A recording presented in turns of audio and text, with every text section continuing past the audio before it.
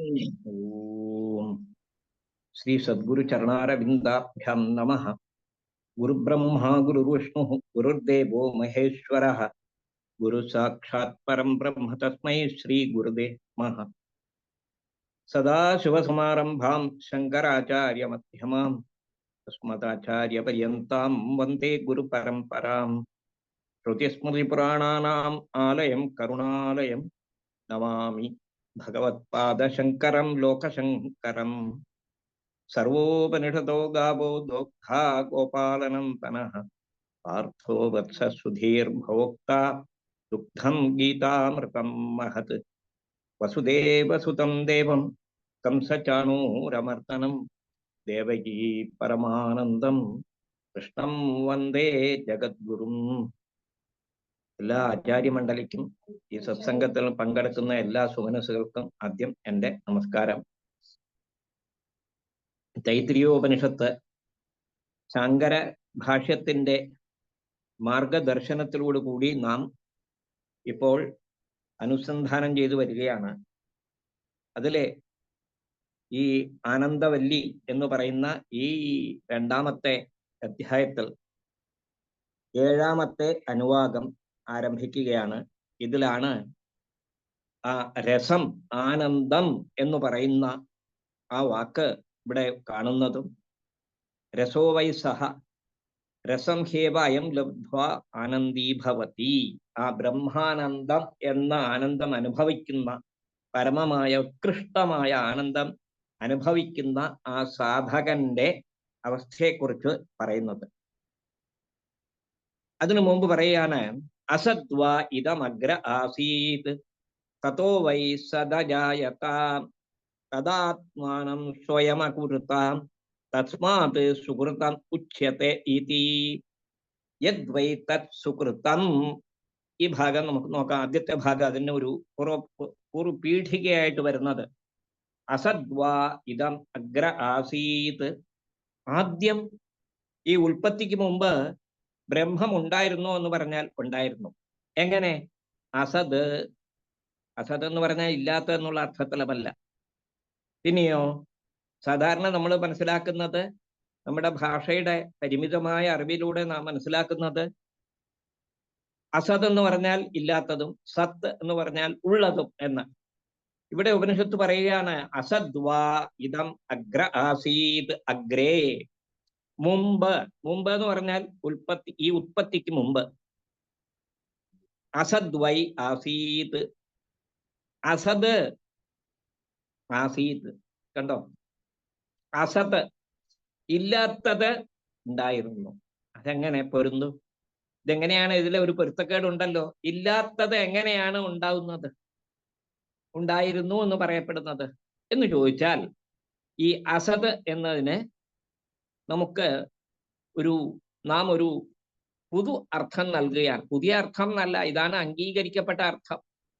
അതായത് നാമരൂപാത്മകമല്ലാത്തതായ എന്നർത്ഥം, സൃഷ്ടിക്കപ്പെടാത്തതായ എന്നർത്ഥം. സൃഷ്ടിക്ക് മുമ്പ് നാമരൂപാത്മകമായ വിശേഷണങ്ങളല്ലാത്തതായ അസത് എന്നർത്ഥം. അപ്പോ അതിന് നമുക്ക് പറയേണ്ടത് മാനിഫെസ്റ്റേഷൻ ഒന്നുമില്ലാത്തത്, അൺമാനിഫെസ്റ്റഡ് ബ്രഹ്മൻ എന്ന് വേണമെങ്കിൽ പറയാം അതിനെ. അസത്ത് എന്നുള്ളതിനെ അൺമാനിഫെസ്റ്റഡ് ബ്രഹ്മൻ എന്നാണ്. ഇപ്പൊ മാനിഫെസ്റ്റഡ് ബ്രഹ്മൻ എന്ന് പറയുന്നത് എന്താ എന്ന് ചോദിച്ചാൽ, അതാണ് നാം നേരത്തെ പറയുന്നതായ നാമരൂപാത്മകമായത്. It is distinguished from the manifested Brahman which has names and forms. അപ്പൊ നാമരൂപാത്മകമായി വ്യാകരിക്കപ്പെടാത്ത രീതിയിൽ അതിനെയാണ് നാം അസത്ത് എന്ന് പറയുന്നത്. ആ രീതിയിൽ ബ്രഹ്മം ഉണ്ടായിരുന്നു. തതോ വൈ സദജായത. അതിൽ നിന്നും ബ്രഹ്മം ഉണ്ടായി. അവിടെയും കോൺട്രഡിക്ഷൻ ഉണ്ട്. ബ്രഹ്മം എങ്ങനെ ഉണ്ടാകും? അത് ഉണ്ടായി എന്ന് പറഞ്ഞാൽ ഇതിനു മുമ്പ് ഉണ്ടായിരുന്നില്ല എന്നാണോ? അതല്ല. പിന്നെയോ നാമരൂപാത്മകമായ ബ്രഹ്മമായി എന്നർത്ഥം. സൃഷ്ടി ഇച്ഛ വന്നപ്പോ, ശുശ്രൂഷ, സൃഷ്ടിക്കുന്നതിനുള്ള ഇച്ഛ ഉണ്ടായപ്പോൾ, നേരത്തെ പറഞ്ഞല്ലോ, സോവകാമയത ബഹുസ്യാം പ്രജായേതി എന്ന് ആ കാമയിതൃത്വം ആ ബ്രഹ്മത്തിന് ഉണ്ടായപ്പോൾ അത് നാമരൂപാത്മകമായ ബ്രഹ്മമായി പരിണമിച്ചു. വിവർത്തത്തെ പ്രാപിച്ചു. പരിണമിച്ചു എന്ന് പറയുന്നതും തെറ്റാണ്. Strictly following the rules of logic. അതെങ്ങനെ പരിണാമമല്ല. ഇറ്റ്സ് ഓൺലി ആൻ അപ്പിയറൻസ് എന്നാണ് പറയുന്നത്. എങ്ങനെ? ഇപ്പോ പാല് തൈരാവുക എന്ന് പറഞ്ഞാൽ, പാല് തൈരായി എന്ന് പറയുന്നത്, അല്ലെങ്കിൽ നൂലുകൾ വസ്ത്രമായി എന്ന് പറയുന്നത്, ഇതൊക്കെ പരിണാമമാണ്, വാസ്തവികമായ പരിണാമമാണ് അതൊക്കെ. പക്ഷേ ബ്രഹ്മം നാമരൂപാത്മകമായ പ്രപഞ്ചമായി എന്ന് പറയുന്നത് വാസ്തവത്തിൽ ഒരു വിവർത്തം മാത്രമാണ്. It is an unreal manifestation. It is A real manifestation from the point of view of A സംസാരി ജീവ. സംസാരിയായ നമ്മളെപ്പോലുള്ള സാധാരണക്കാർക്ക് it's A real manifestation. But for A vice man, for the മുക്തി, ഫോർ എ ജീവൻ മുക്ത, വിദ്വാൻ എന്ന് പറയുന്നുണ്ടല്ലോ ഉപനിഷത്തിൽ, ആ വിദ്വാനായ ഒരാൾക്ക് അത് നാമരൂപാത്മകമായ അതിൻ്റെ പരിണാമം എന്ന് പറയുന്നത് കേവലം ഒരു പ്രതിഭാസം മാത്രമാണ്. It's only an apparent reality. അതുകൊണ്ടാണ് പിൽക്കാലത്ത് ഈ ശാസ്ത്രത്തിലെ 3 തരത്തിലുള്ള സത്തയെക്കുറിച്ച് പറയുന്നത്. അതായത് വ്യാവഹാരിക സത്ത.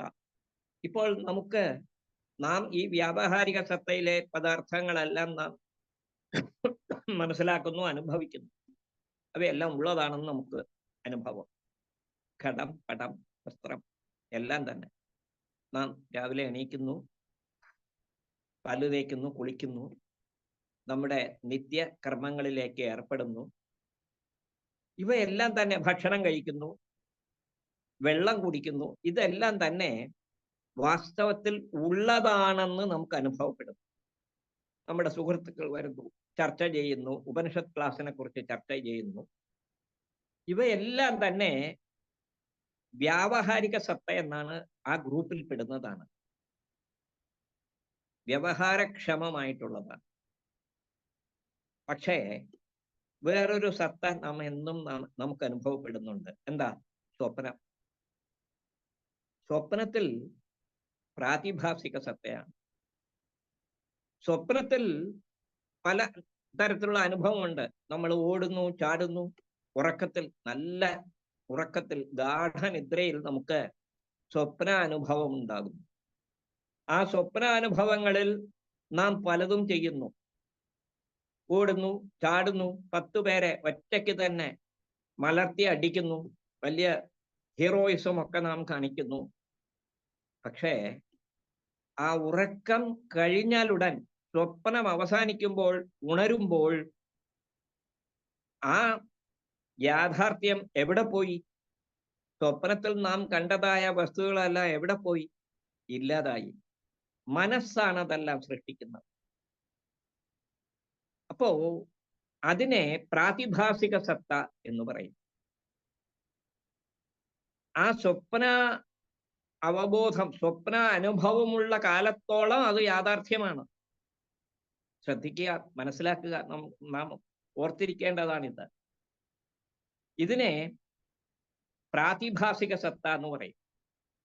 ഒരു പ്രതിഭാസം തോന്നുന്നു ഇങ്ങനെ, അത് ആ കാലത്തോളം അത് യാഥാർത്ഥ്യമാണ്. പക്ഷേ സ്വപ്നം കഴിഞ്ഞ്, സ്വപ്നോത്ഥിതനായ പുരുഷന്, സ്വപ്നം കഴിഞ്ഞ് ഉണർന്നവനായ വ്യക്തിക്ക് ആ സ്വപ്നകാലത്തിലെ അനുഭവങ്ങളെല്ലാം, സ്വപ്നത്തിൽ നമുക്കൊരു ഒരു കോടി രൂപ നമുക്ക് ലോട്ടറി അടിച്ചതായിട്ട് തോന്നുന്നു എന്നിരിക്കട്ടെ, സ്വപ്നത്തിലെങ്കിലും അത് നടക്കട്ടെ. ഉണർന്നു കഴിഞ്ഞാൽ അതുകൊണ്ട് ആ സ്വപ്നാനുഭവത്തിലെ 1 കോടി രൂപയുടെ ലോട്ടറി ടിക്കറ്റ് സമ്മാനം കിട്ടിയതിൻ്റെ വല്ല അനുഭവവും ഉണ്ടാകുമോ? ജാഗ്രത്തിൽ ഒരിക്കലുമില്ല. അപ്പോൾ അതുപോലെ തന്നെയാണ് ഈ വ്യാവഹാരിക സത്തയും എന്നാണ് വിദ്വാൻമാർ പറയുന്നത്. ഈ പ്രപഞ്ചമുള്ളിടത്തോളം നമ്മളിങ്ങനെ ജന്മാനുജന്മം ഓരോ ജന്മവും സ്വീകരിച്ച് പുണ്യപാപങ്ങൾ സമ്പാദിച്ച് അവയ്ക്ക് അനുസൃതമായി വീണ്ടും ജനിച്ച് ഈ ജനന മരണ പ്രവാഹ രൂപം എന്ന ഈ ചക്രത്തിൽ ഇങ്ങനെ പോയിക്കൊണ്ടിരിക്കുന്നിടത്തോളം കാലം ഇവയെല്ലാം വാസ്തവമാണെന്ന് നാം ധരിക്കുന്നു.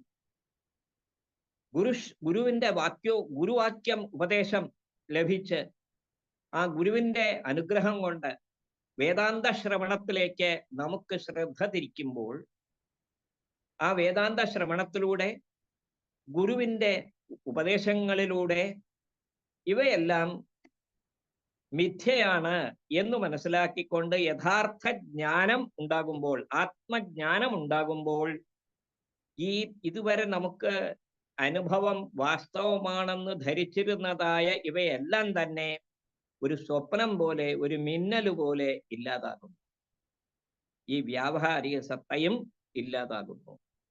അപ്പോൾ അവശേഷിക്കുന്നത് ശുദ്ധസത്വം മാത്രം. അതിനെയാണ് പാരമാർത്ഥിക സത്ത എന്ന് പറയുന്നത്. ഈ പാരമാർത്ഥിക സത്തയെയാണ് ഇവിടെ അസത് എന്ന പദം കൊണ്ട് വ്യവഹരിക്കുന്നത്. അസദ്വാ ഇദം അഗ്ര ആസീത് തതോ വൈ സദജായത.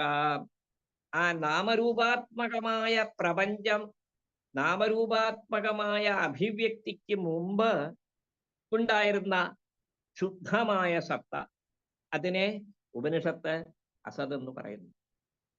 ശ്രദ്ധിക്കുക, ശൂന്യവാദത്തെ മുഖ്യമായി സ്വീകരിച്ചുകൊണ്ടുള്ളതായ ബൗദ്ധ ചിന്തകളും ഈ അസത് എന്ന പദത്തിൽ നിന്നും ഉപനിഷത്തിലെ ഈ വാക്യങ്ങളുടെ വേറൊരു രീതിയിലുള്ള വ്യാഖ്യാനമായിട്ടാണ് കരുതപ്പെടുന്നത്.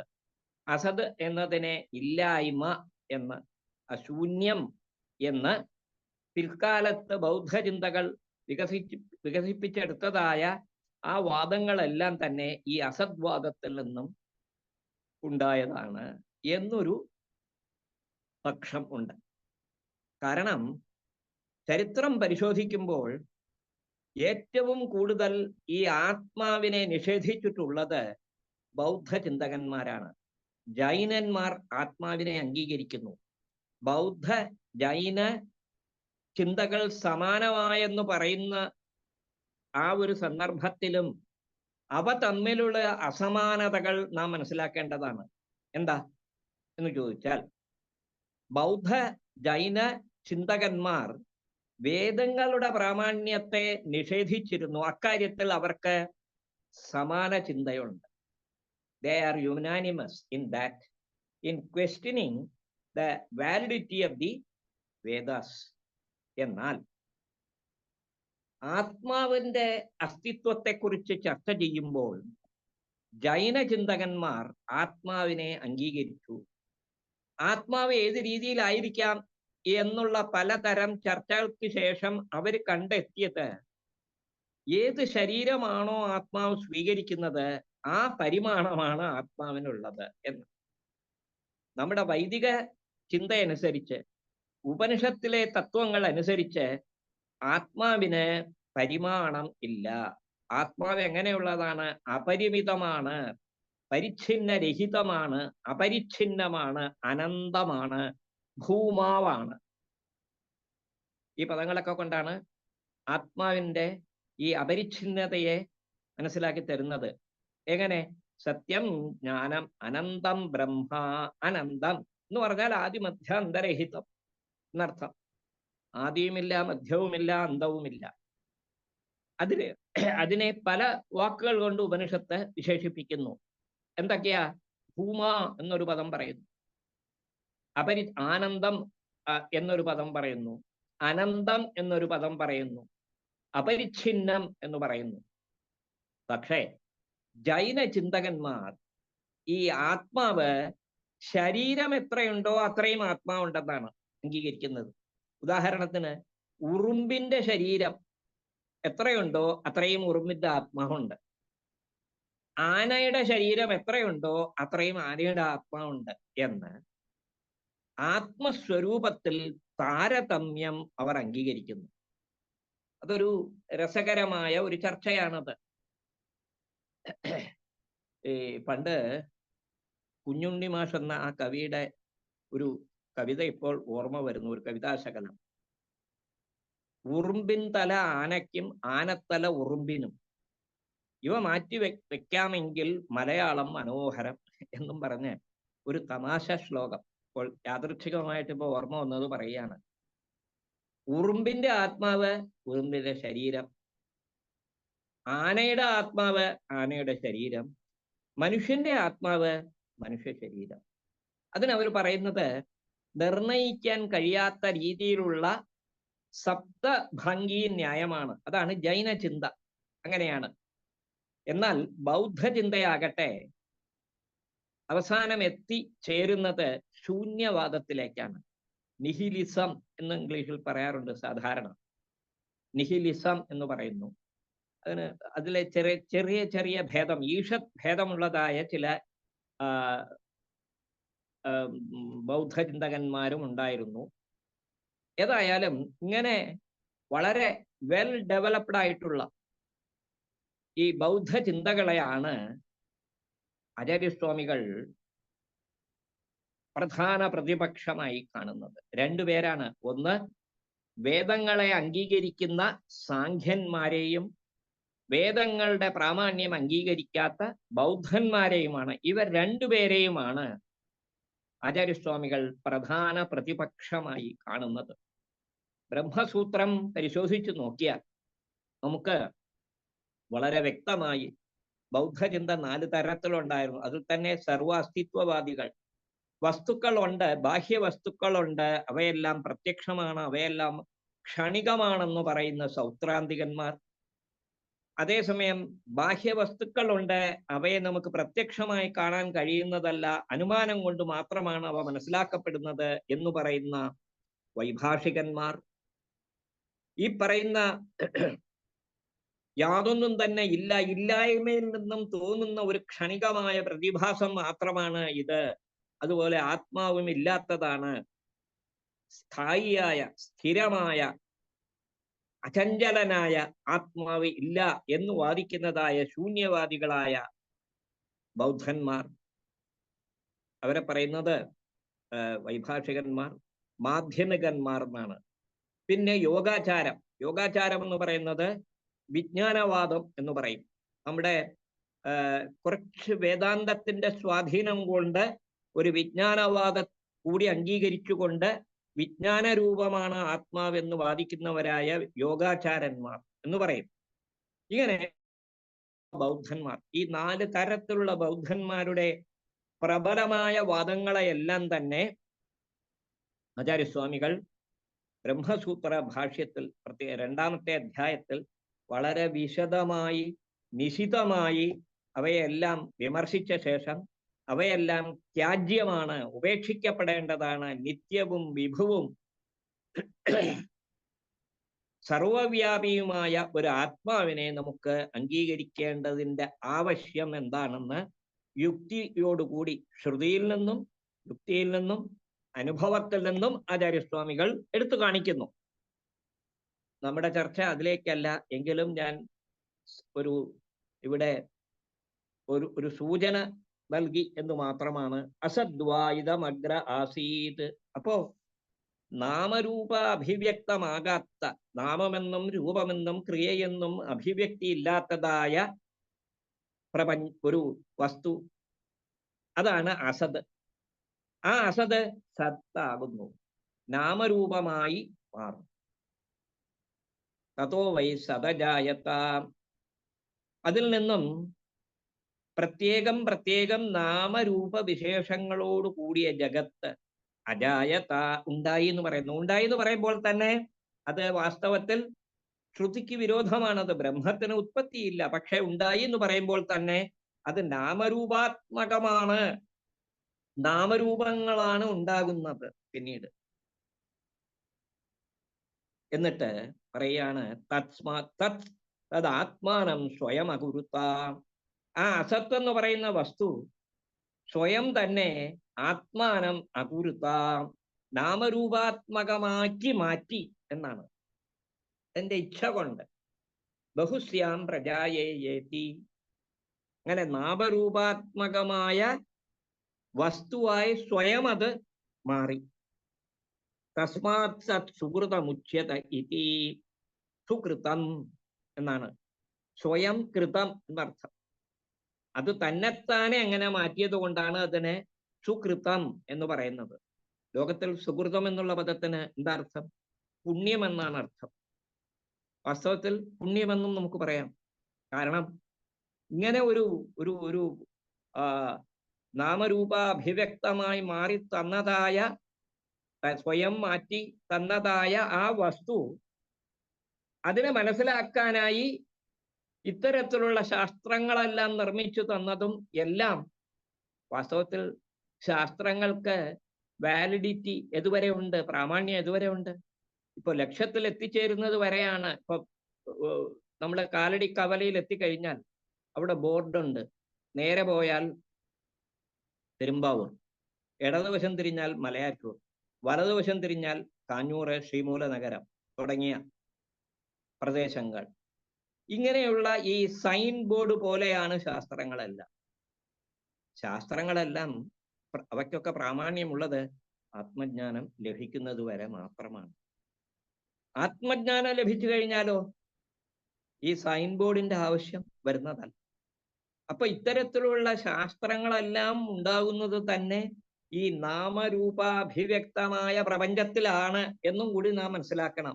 അതൊരു സുകൃതം, സ്വയം കൃതം. തസ്മാത് തത് സുകൃതമുച്യത ഇതി.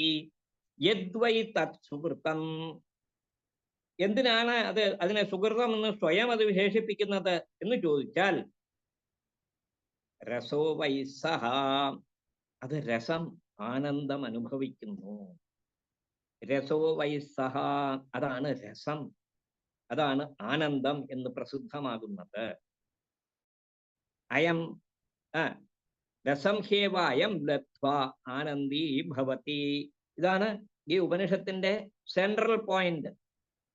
ഈ ഉപനിഷത്തിന്റെ ഏറ്റവും പ്രാധാന്യമേറിയ ഭാഗമാണ് ഇവിടെ. അയം എന്ന് പറഞ്ഞാൽ ആരാ? അയം, ഈ അധികാരി, ഈ സാധകൻ. രസം ലബ്ധ്വാ ഏവ ഹി ആനന്ദീ ഭവതി. ആ രസം അനുഭവിച്ച്, ആനന്ദം അനുഭവിച്ച് ആനന്ദീ ഭവതി, ആനന്ദമുള്ളവനായിത്തീരുന്നു, ആനന്ദം അനുഭവിക്കുന്നവനായിത്തീരുന്നു. എന്നിട്ട് അത് വിശദീകരിക്കുന്നു. കോഹ്യേവാന്യാത് കഃ പ്രാണ്യാത് യദേഷ ആകാശ ആനന്ദോ ന സ്യാത്. ഇനി ആകാശേ ഏഷഃ, അതായത് ആകാശം എന്ന് പറഞ്ഞാൽ നമ്മുടെ ഹൃദയ ഗുഹ, പരമ ആകാശമായ ഹൃദയത്തിലെ ഗുഹ. ആ ഗുഹയിലുള്ളവനായ ഏഷഃ, ഇവൻ ആനന്ദം ന സ്യാത്, അവൻ ആനന്ദമുള്ളവനായിട്ടില്ലെങ്കിൽ കയേവ ഹി, അവൻ എങ്ങനെയാണ് കയേവ ഹി ഏവ ആനന്ദയാതി, അവൻ ആരെയാണ് അവൻ സന്തോഷിപ്പിക്കാത്തത്? ആനന്ദോ ന സ്യാത് കയേവ ഹി അന്യാത്, അവൻ എങ്ങനെയാണ് ഈ ചേഷ്ടകളൊക്കെ ചെയ്യുന്നത്? കഃ പ്രാണ്യാത്, കോഹ്യേവ അന്യത് കഹ പ്രാണ്യാത് യദേശ ആകാശ ആനന്ദോ ന സ്യാത്. ഇവൻ ആനന്ദം അനുഭവിക്കുന്നില്ലെങ്കിൽ ഇവൻ എന്തിനാണ് ഈ ചേഷ്ടകളൊക്കെ ചെയ്യുന്നത്? എന്തിനാണ് ശ്വസിക്കുന്നത്? എന്തിനാണ് പ്രവൃത്തികളൊക്കെ ചെയ്യുന്നത് എന്ന്. ചേഷ്ട എന്ന് പറഞ്ഞാൽ, ചേഷ്ടിക്കുക എന്ന് പറഞ്ഞാൽ ഹിതാഹിത പ്രാപ്തി പരിഹാര അനുകൂലം, അതിനുള്ള ക്രിയയാണ് ചേഷ്ട എന്ന് പറയുന്നത്. ഹിതപ്രാപ്തിയും അഹിത നിവൃത്തിയും. അതായത് നമ്മളിങ്ങനെ വർത്തമാനം പറഞ്ഞുകൊണ്ടിരിക്കുമ്പോൾ, സംഭാഷണത്തിൽ ഏർപ്പെടുമ്പോൾ ഒരു കൊതുക് നമ്മുടെ കയ്യിൽ വന്ന് ഇരുന്ന് ദംശനം, കൊതുക് കുത്തിക്കഴിഞ്ഞാൽ അപ്പോൾ തന്നെ നാം നമ്മുടെ കൈ, ഇറ്റ്സ് ആൻ ഇൻവോളണ്ടറി ആക്ഷൻ, കൈകൊണ്ട് എന്നെ തട്ടി മാറ്റും. അതാണ് ഹിതപ്രാപ്തി. അഹിത പരിഹാരം, അഹിതമായതിനെ പരിഹരിക്കുന്നു. അപ്പോൾ തന്നെ നാം എന്തു ചെയ്യുന്നു? ഹിതപ്രാപ്തിക്ക് വേണ്ടി ഫാൻ ഓൺ ചെയ്യുന്നു. നമ്മുടെ വിശറി, വൈദ്യുത വിശറി നാം ഓൺ ചെയ്യുന്നു. അപ്പൊ ഹിതപ്രാപ്തിക്കും അഹിത നിവൃത്തിക്കും. ഇതാണ് നമ്മുടെ എല്ലാ പ്രവർത്തനങ്ങളിലും ഉള്ളത്. ആലോചിച്ചു നോക്കുക, ശ്രദ്ധിച്ചു നോക്കുക. നമ്മുടെ പ്രവൃത്തികളെല്ലാം തന്നെ ഈ രീതിയിലുള്ളതാണ്. അപ്പോ ഉപനിഷത്ത് തന്നെ അത് വ്യക്തമാക്കി തരുന്നു. അന്യാത് പ്രാണ്യാതി യഥേഷ ആകാശ ആനന്ദോ നസ്യാത്. ഈ ആകാശത്തിൽ, ആകാശേ, ഈ ഹൃദയ ആകാശത്തിൽ, ഈ ഗുഹയിൽ ആനന്ദമില്ലാതിരുന്നുവെങ്കിൽ പ്രാണ്യാത്, ആരാണ് ശ്വസിക്കാത്തത്? എന്തിനാണ് പ്രാണചേഷ്ടയെ ചെയ്യുന്നത്? ഏഷയേവ ഹി, ഇവൻ തന്നെയാണ് ആനന്ദയതി, ആനന്ദിപ്പിക്കുന്നത്. അപ്പൊ ശ്വസനം തന്നെ ആനന്ദദായകമാണ്. ശ്വാസം കിട്ടാതെ ഈ ശ്വാസതടസ്സം അനുഭവിക്കുന്നവർക്കേ അത് അറിയാവൂ.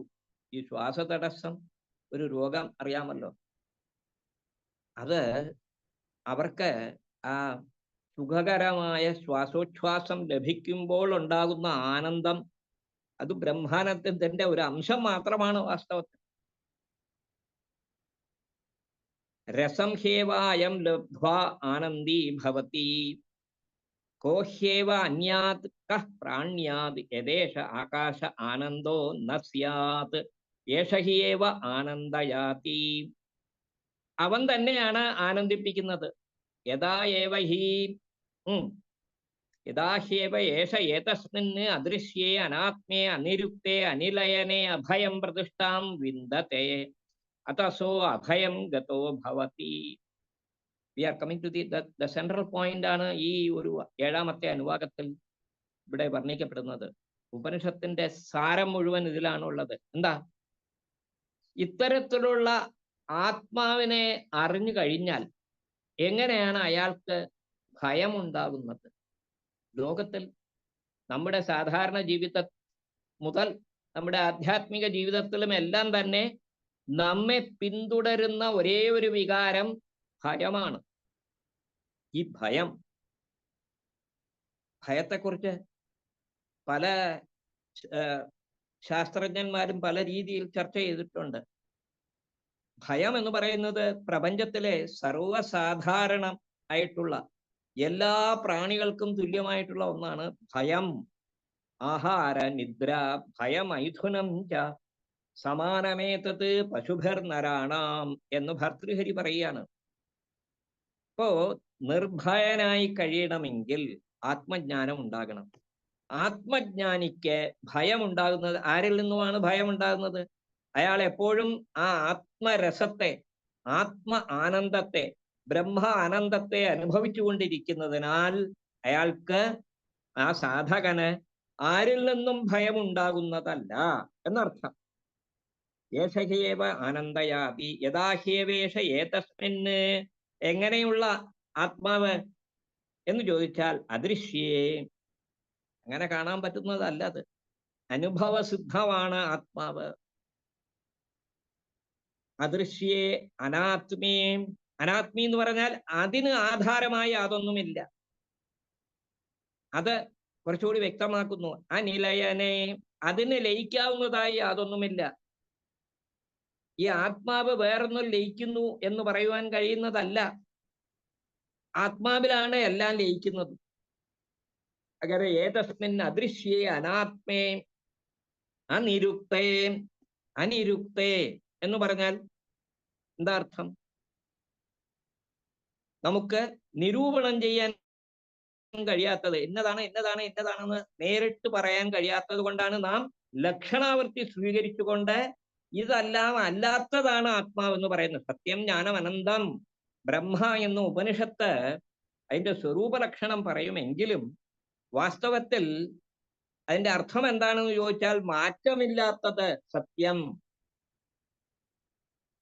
ജ്ഞാനം ജഡമല്ലാത്തത്, അനന്തം എന്ന് പറഞ്ഞാൽ പരിച്ഛേദരഹിതമായത്, പരിച്ഛിന്നമല്ലാത്തത്. ആത്മാവ് ഇത്രയേ ഉള്ളൂ. നമുക്ക് കിലോഗ്രാം അനുസരിച്ചോ അല്ലെങ്കിൽ മീറ്റർ അനുസരിച്ചോ, ഇപ്പോൾ നമ്മൾ ഡ്രസ്സ് എടുക്കാൻ പോയാൽ നമ്മൾ പറയാറുണ്ടല്ലോ 1 മീറ്റർ 2 മീറ്റർ തുണി വേണം എന്നൊക്കെ. അല്ലെങ്കിൽ കടയിൽ ഒരു സാധനം വാങ്ങിക്കാൻ പോയാൽ പഞ്ചസാര 1 കിലോ അല്ലെങ്കിൽ 2 കിലോ എന്നൊക്കെ നാം പറയുന്നത് പോലെ തൂക്കം പറയുന്നത് പോലെ ഇങ്ങനെ പരിച്ഛേദരഹിതമായതാണ് ആത്മാവെന്ന് മനസ്സിലാക്കണം. ഇവയൊക്കെ പരിച്ഛിന്നങ്ങളാണ്. നാം അനുഭവിക്കുന്ന ഈ പ്രപഞ്ചത്തിലെ നമുക്ക് ലഭിക്കുന്ന വസ്തുക്കളും അതുമൂലം നാം സന്തോഷമുണ്ടെന്ന് കരുതി നാം അനുഭവിക്കുന്ന ആ താത്കാലികമായ നൈമിഷികമായ ആനന്ദവും എല്ലാം തന്നെ പരിച്ഛിന്നങ്ങളാണ്. ഇന്നലെ പാൽപ്പായസം കുടിച്ചതുകൊണ്ട് ഇന്ന് അതിന് സുഖമുണ്ടോ? ഇല്ല. അപ്പോ അനാത്മിയെ, അതായത് അശരീരം എന്ന് വേണമെങ്കിൽ എടുക്കാം, അനിലയനെ, നിലയനമല്ലാത്തതും അനാശ്രയമായിട്ടുള്ള ബ്രഹ്മത്തിൽ അഭയം പ്രതിഷ്ഠാം വിന്ദത്തെ, അഭയം പ്രാപിക്കുന്നു. ഭയശൂന്യമായ, ശ്രദ്ധിക്കുക, മറ്റ് ശാസ്ത്രങ്ങളെല്ലാം തന്നെ, നമ്മുടെ പൗരസ്ത്യ ദർശനങ്ങളും പാശ്ചാത്യ ദർശനങ്ങൾ, ഏത് ദർശനങ്ങളും പരിശോധിച്ചാലും അതിൽ അഭയം എന്ന് പറയുന്ന നിർഭീകമായ ഈ അവസ്ഥയെ മുഖ്യ ലക്ഷ്യമായി പ്രവർത്തിപ്പിക്കുന്നത് വേദാന്ത ശാസ്ത്രം മാത്രമാണ്. ഇപ്പോ പ്രപഞ്ചത്തിന്റെ രഹസ്യം എന്ന് പറയുന്നത് നാം നമ്മെ തന്നെ മനസ്സിലാക്കുക. നാം നമ്മെ തന്നെ മനസ്സിലാക്കി കഴിയുമ്പോൾ, ഞാൻ ഈ പറയുന്ന ആത്മാവാണ് എന്ന് മനസ്സിലാക്കുമ്പോൾ അയാൾക്ക് ഒരിക്കലും ഭയമുണ്ടാകുന്നതല്ല. അഭയം പ്രതിഷ്ഠാം ജവിന്ദത്തെ, അതിൽ തന്നെ സ്ഥിതി. ബ്രഹ്മവിത്ത്, ബ്രഹ്മജ്ഞാനി, സാധകൻ ബ്രഹ്മജ്ഞാനി ആയിത്തീരുമ്പോൾ തന്നെക്കുറിച്ചുള്ള ആ ആത്മബോധം ദൃഢമാകുമ്പോൾ, തന്നെ കുറിച്ച് തന്നെ താൻ മനസ്സിലാക്കുമ്പോൾ, പാശ്ചാത്യ ഇതിൽ സോക്രട്ടീസിന്റെ ഒരു ഉപദേശങ്ങളിൽ ഇതുണ്ട്. അതിൽ പറയുന്നുണ്ട്, നിന്നെ ആരാണെന്ന് നീ മനസ്സിലാക്കുക എന്ന്. ഒരു പരിധി വരെ ആ സോഫിസ്റ്റുകൾ, പാശ്ചാത്യ ദർശനങ്ങളിലും ഇതുപോലത്തെ സമാനമായ ചില ചിന്തകൾ ഉണ്ടായിരുന്നു. പക്ഷേ അവരാരും തന്നെ അക്കാര്യം ഒരു ശാസ്ത്രമായി വികസിപ്പിച്ച് ഒരു ദർശനമാക്കി അതിന് ഒരു ഒരു ഒരു സ്ഥിതി അവർ നൽകിയിരുന്നില്ല. വേദാന്ത ശാസ്ത്രം മാത്രമാണ് ഈ അഭയം എന്ന് പറയുന്നത്. അഭയം, അജരം, അമരം, അമൃത്യുപദം, ബ്രഹ്മ എന്നൊക്കെ ഇതിന് പല പേരുകളുണ്ട്. ക്ഷേമപ്രാപ്തി എന്നൊക്കെ പല പേരുകളുണ്ട് ഇതിന്. അങ്ങനെ ഏതസ്മിൻ അദൃശ്യേ അനാത്മ്യേ അനിരുക്തേ അനിലയനെ അഭയം പ്രതിഷ്ഠാം വിന്ദത്തെ അഥസോ അഭയം ഗതോ ഭവതി, അവൻ അഭയത്തെ പ്രാപിക്കുന്നവനായിത്തീരുന്നു. ഇനി എപ്പോഴെങ്കിലും ഇയാൾക്ക് ഇതിലൊരു സംശയം വന്നു കഴിഞ്ഞാലോ, യഥാഹ്യേവേദ ഏതസ്മിൻ ഉദരം അന്തരം കുരുതേ, ഇവന്, ഈ സാധകന് അല്പമെങ്കിലും അരം ഉത് അന്തരം കുരുതേ, ഒരു പഴുത് കണ്ടുപിടിച്ചു കഴിഞ്ഞാൽ, ഭേദദർശനം അവന് വരുന്നുണ്ടെങ്കിൽ, അപ്പോൾ അതതസ്യ ഭയം ഭവതി, അവനപ്പോൾ ഭയമുണ്ടാകും. തത്വേവ ഭയം വിദുഷോ മന്വാനസ്യ, അപ്പോ അമന്വാനസ്യ, ഈശ്വരനും താനും ഒന്നാണെന്ന് കാണാതിരിക്കുന്ന വിദ്വാന് ഭയമുണ്ടാകുന്നു. ഞാനും ബ്രഹ്മവും ഒന്നാണെന്നുള്ള ഉറച്ച തീരുമാനം വരുന്നത് വരെ ഈ ഭയം തുടരുന്നു എന്നാണ്. തത്വേവ ഭയം വിദുഷോ മന്വാനസ്യ, അങ്ങനെ ഭയകാരണമായിട്ട് തീരുന്നു. തദപ്യേഷ ശ്ലോകോ ഭവതി, ഇതിനും ഒരു ശ്ലോകമുണ്ട് എന്ന് പ്രമാണങ്ങളിലൂടെ മനസ്സിലാക്കി തരുന്നു. അതെന്താ ശ്ലോകം എന്ന് നമുക്ക് ഇനി നോക്കാം. അപ്പോ ഈ ഭേദദർശിയായ ആൾക്ക്, ഭേദദർശിയായ വിദ്വാന് ഞാനും ഈശ്വരനും വേറെ, അതാണ് പറയുന്നത്. ഈശ്വരോ ഗുരുരാത്മേതി മൂർത്തി ഭേദവിഭാഗിനെ എന്നാണ്. വ്യോമവത് വ്യാപ്തദേഹായ ദക്ഷിണാമൂർത്തയെ നമഃ എന്ന് സുരേശ്വരാചാര്യൻ ഗുരുസ്തുതിയിൽ പറയുന്നത്. ഈശ്വരനും ഗുരുവും ആത്മാവും എല്ലാം, ഗുരു എന്ന് പറയുമ്പോൾ നമ്മുടെ താൽക്കാലികമായിട്ടെങ്കിലും നാം ഭേദം അംഗീകരിക്കണം. ഗുരു വേറെ, ശിഷ്യൻ വേറെ. പക്ഷേ ഗുരുവിന്റെ ഉപദേശങ്ങൾ കൊണ്ട് ഈശ്വരോ ഗുരുഹു, ഗുരു ഈശ്വരനാണെന്ന് ആദ്യം മനസ്സിലാക്കും. പിന്നെ ഈശ്വരൻ തന്നെ ഗുരു എന്ന് മനസ്സിലാക്കും. പിന്നെ ഗുരുവും ഈശ്വരനും തമ്മിലുള്ള അഭേദം, അവ വേറെ വേറെ തത്വങ്ങളല്ല എന്ന് മനസ്സിലാക്കി അവസാനം ഈശ്വരോ ഗുരുഹു ആത്മാ, താൻ തന്നെയാണ് ഈശ്വരൻ, താൻ തന്നെയാണ് ഗുരു എന്ന ആ യാഥാർത്ഥ്യം ബോധ്യമാകുമ്പോൾ മൂർത്തിഭേദ വിഭാഗിനെ, ഇങ്ങനെയായിരുന്നു മൂർത്തിഭേദമുണ്ടായിരുന്നു ഇവിടെ. 3 തരത്തിൽ ഈശ്വരനെന്നും ഗുരുവെന്നും ആത്മാവെന്നും താനെന്നും എന്നുള്ള ഭേദമുണ്ടായിരുന്നു. ആ ഭേദമില്ലാതായി തീർന്നപ്പോൾ ഏകമായ ആകാശം പോലെയായി. അതാണ് ഈ പറയുന്ന അഭേദ ദർശനം. അഭേദത്തിലൂടെ എന്ത് കിട്ടുന്നു? അഭയം കിട്ടുന്നു, അഭയം ലഭിക്കുന്നു. തത്വേവ ഭയം വിദുഷോ അമന്വാനസ്യ തദപ്യേഷ ശ്ലോകോ ഭവതി. അപ്പൊ ഭേദദർശനം ഒരിക്കലും അരുത്. അദ്വൈതം അഭേദ ദർശനമാണ്. കാരണം ഭേദദർശിയായ ഒരാൾക്ക് ഞാൻ വേറെ, ഈശ്വരൻ വേറെ, ഈശ്വരൻ എന്നിൽ നിന്നും വേറെയാകുന്നു, സംസാരിയായ ഞാൻ വേറെയാകുന്നു എങ്ങനെ വിചാരിക്കുന്നവൻ വാസ്തവത്തിൽ ബ്രഹ്മം തന്നെയാണ്. അപ്പൊ സ്വയം തന്നെ ഭയഹേതുവായിത്തീരുന്നു എന്നുള്ളതാണ്. അങ്ങനെ അത്തരത്തിലുള്ള ഭയം ഇല്ലാതാകുന്നു. ഭയം എങ്ങനെയാണ് പ്രവർത്തിപ്പിക്കുന്നത്? അതാണ് തദപ്യേഷ ശ്ലോകോ ഭവതി. ഭീഷാസ്മാത് വാതഃ പവതേ, ഭീഷോ ഉദേതി സൂര്യഃ, ഭീഷാസ്മാദഗ്നിശ്ചേന്ദ്രശ്ച, മൃത്യുർധാവതി പഞ്ചമ ഇതി.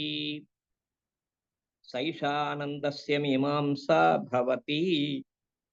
യുവാ സ്യാത് സാധു യുവാധ്യായകഃ, ആശിഷ്ഠോ ദൃഢിഷ്ഠോ ബലിഷ്ഠഃ, തസ്യേയം പൃഥിവീ സർവാ വിത്തസ്യ പൂർണ്ണാ സ്യാത്. ഇവിടെ വളരെ രസകരമായ ഒരു ചർച്ചയ്ക്ക് ആരംഭപ്പെടുകയാണ്. ഭീഷാസ്മാത് വാതഃ പവതേ. പ്രകൃതിയിലെ ഈ വസ്തുക്കളെല്ലാം തന്നെ കൃത്യമായി പ്രവർത്തിക്കുന്നു. എന്തിനാ എന്ന് ചോദിച്ചാൽ ആരോ ഒരാളെ ഭയക്കുന്നത്. ഈ ബ്രഹ്മത്തിനെ ഭയക്കുന്നത് കൊണ്ടാണ് വാതഃ പവതേ. വാതം, കാറ്റ് ശുദ്ധീകരിക്കുന്നത്, കാറ്റ് വീശുന്നതും കാറ്റ് ശുദ്ധീകരിക്കുന്നതും ഈ ബ്രഹ്മത്തിന്റെ ആജ്ഞ കൊണ്ടാണ്, ബ്രഹ്മത്തിന്റെ നിയന്ത്രണത്തിലുള്ളത് കൊണ്ടാണ്. ഭീഷാസ്മാത് വാതഃ പവതേ. അസ്മാത് ഈ ബ്രഹ്മത്തിൽ നിന്നുമുള്ള ഭീഷ, ഭയത്താൽ. ആലങ്കാരികമായിട്ടുള്ള ഒരു വർണ്ണനയാണ് ഇതൊക്കെ. വാതഃ പവതേ ഭീഷോ ഉദേതി സൂര്യഃ. ഈ ബ്രഹ്മത്തെക്കുറിച്ചുള്ള ഭയം കൊണ്ടാണ് സൂര്യൻ ഉദിക്കുന്നത്, കൃത്യമായിട്ടും ഉദിക്കുന്നു. സാധാരണ പറയാറുണ്ടല്ലോ, കോഴി കൂവുന്നത്, കോഴി ധരിച്ചത് തൻ്റെ കൂവൽ കൊണ്ടാണ്, കൂജനം കൊണ്ടാണ് സൂര്യൻ ഉദിക്കുന്നത് എന്ന് ധരിച്ചു എന്ന് പറയാറുണ്ട് അങ്ങനെ കഥകളിൽ. ഇനി ഭീഷോ ഉദേതി സൂര്യഃ, സൂര്യൻ ഉദിക്കുന്നു, അസ്തമിക്കുന്നു. അസ്മാത് ഭീഷ അഗ്നിശ്ച ഇന്ദ്രശ്ച. ഈ ബ്രഹ്മത്തെക്കുറിച്ചുള്ള ഭയമുള്ളത് കൊണ്ടാണ് അഗ്നിയും ഇന്ദ്രനും അവരുടെ കൃത്യങ്ങളിൽ ഏർപ്പെടുന്നത്. അഗ്നിയുടെ കൃത്യം എന്താ? ദഹിപ്പിക്കുക. അതുപോലെ ഇന്ദ്രൻ രക്ഷിക്കുന്നു, പർജന്യ വർഷണം കൊണ്ട്, മഴ പൊഴിയിക്കുന്നത് കൊണ്ട്. മൃത്യുർധാവതി പഞ്ചമ ഇതി. ഇനി 5ാമതായിട്ട് മൃത്യു. നമ്മുടെ സ്ഥാവര ജംഗമ വസ്തുക്കളുടെ എല്ലാം വിനാശകാരിയാണല്ലോ മൃത്യു, മരണം. ധാവതി, എല്ലാത്തിനെയും കൃത്യസമയത്ത് ഇല്ലാതാക്കുന്നതിന് വേണ്ടി ഓടിച്ചെല്ലുന്നു എന്നാണ് പറയുന്നത്. ഒരു ആലങ്കാരികമായ ഭാഷയാണ് ഇവിടെ. മൃത്യുർധാവതി പഞ്ചമ ഇതി. 5ാമതായിട്ട് ഒരു ഉദാഹരണത്തിന് വേണ്ടി പറഞ്ഞതാണ്. 4 പേരെ ആദ്യം പറഞ്ഞു. വായു, സൂര്യൻ, പിന്നെ അഗ്നി, ഇന്ദ്രൻ, ഇനി മൃത്യു, അതും കൂടി ചേർത്തു. അപ്പൊ കൃത്യമായിട്ട് ലോകം പ്രവർത്തിക്കുന്നത്, നാം ഇപ്പോൾ അനുഭവിക്കുന്ന, നാം സ്ഥിരമാണ്, ശാശ്വതമാണ്, എന്നൊക്കെ കരുതി അഹങ്കരിക്കുന്നതായ ഈ ലോകം കൃത്യമായിട്ട് പ്രവർത്തിപ്പിക്കുന്നതിൻ്റെ ആ ചാലക ശക്തികളെന്ന് നാം കരുതുന്ന ഇന്ദ്രനും വായുവും അഗ്നിയും സൂര്യനും മൃത്യുവും എല്ലാം തന്നെ ഈ ബ്രഹ്മത്തെ ഭയന്നുകൊണ്ടാണ് സ്വസ്വകൃത്യങ്ങളിൽ ഏർപ്പെടുന്നത് എന്ന് പറയുന്നു. എന്നിട്ട് ഒരു ആനന്ദ താരതമ്യം പറഞ്ഞു തരികയാണ് ഉപനിഷത്ത്. എത്രയാണ് ഇതിന്റെ നമുക്ക് മനസ്സിലാക്കാൻ വേണ്ടിയുള്ളതാണ്. ബ്രഹ്മാനന്ദം അപരിമിതമാണ്, അളവറ്റതാണ്, അപരിച്ഛിന്നമാണ്. പക്ഷേ നമുക്ക് മനസ്സിലാക്കാൻ വേണ്ടി, നമുക്ക് ബോധ്യമാകാൻ വേണ്ടി ചെറിയ ചെറിയ രീതിയിൽ ഈ ആനന്ദ മീമാംസ, ആനന്ദ ചർച്ച ഇവിടെ ആരംഭിക്കുകയാണ്. ഈ മീമാംസയെക്കുറിച്ച്, അതായത് ആനന്ദ മീമാംസ, ഈ ചർച്ച നമുക്ക് ഇനി വരുന്ന ക്ലാസ്സുകളിൽ ആചാര്യന്റെ മാർഗദർശനത്തിലൂടെ ജ്ഞാനപ്രദീപമായ, നമുക്ക് മാർഗദർശകമായ ഈ ദ്വാപരത്തിൽ വ്യാസനായും കരിയിൽ ശങ്കരനായും നമുക്ക് ജ്ഞാനമാർഗം നമുക്ക് കാട്ടിത്തരുന്ന ജ്ഞാനദർശകനായ ഭഗവത്പാദരുടെ പാദങ്ങളിൽ നാം എത്ര നമസ്കാരം ചെയ്യണം. കാരണം നമുക്ക് ജ്ഞാനം വിളമ്പിത്തന്ന ഈ ഒരു തത്വത്തെ, ഈ ഒരു ദർശനത്തെ, വേദാന്ത ദർശനത്തെ നമുക്ക് അരുളി ചെയ്ത് ഈ വേദാന്ത ദർശനം ചിരസ്ഥായിയായി നിൽക്കുന്നതിന് വേണ്ടിയുള്ള ഗ്രന്ഥരചനകൾ ചെയ്ത് സനാതന ധർമ്മത്തിന്റെ ഉദ്ധാരകനായി വിശേഷിപ്പിക്കപ്പെടുന്ന ശങ്കര ഭഗവത്പാദരുടെ ആ പാദങ്ങളിൽ നമസ്കരിച്ചുകൊണ്ട് നമുക്ക് ഇന്നത്തെ ഈ ഒരു സത്സംഗം സമാപിപ്പിക്കാം. നമുക്ക് അടുത്ത ആഴ്ച ക്ലാസ് തുടരാം. ലോകാ സമസ്ത സുഖിനോ ഭവന്തു.